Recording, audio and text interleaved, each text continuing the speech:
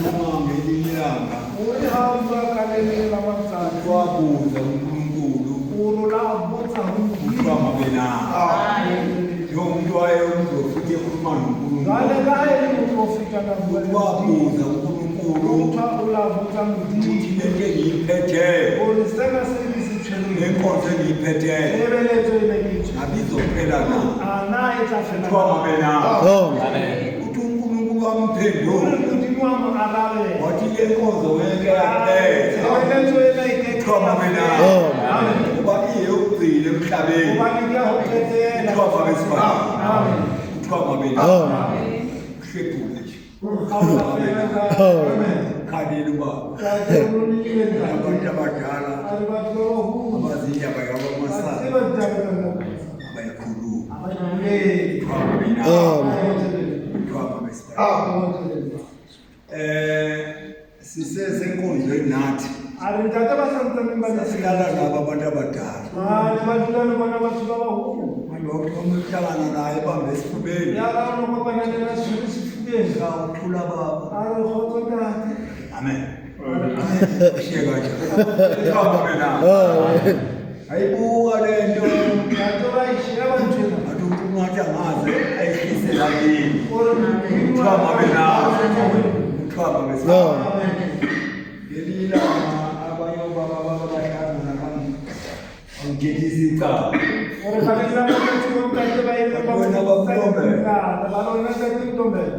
uzibe ubhishophu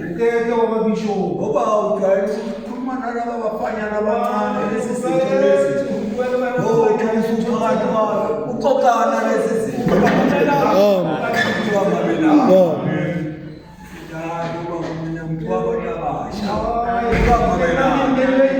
abantu abasha mnendwebo mntwanga amakhethe abantu abadala mntwanga abulaba ufase sixoxa nabo bakhona embanika khona nabo khona abanginika khona siyabonga bafowethu nabodadewethu bethe kubonsusazo yokhona kamateksi abuye azomthatha kuthiwa mabe nawo ngoba bathi le uzoba ngo-8 isikhathi sakhona ekwenze ukuthi inkono yakhona-ke nayisheshe iphume kuthiwa mabe nawo abayakude bahambe kusakhanya kuthiwa mabe nawo manje sibonga uNkulunkulu-ke onike nomntwana ukuthi akwazi ukwenza umsebenzi omkhulu kangaka ukhulumile obafathi uhlulo baba labo abantu abadala kuthiwa mabe nawo manje siyosumani sonke bese senza umthandazo wokugcina kuthiwa mabe nawo bese silinda yena-ke uyasilethela lezo zinto ezosithwala sibuyisele ekhaya seku-8 kutezo sesambile kuthiwa mabe nawo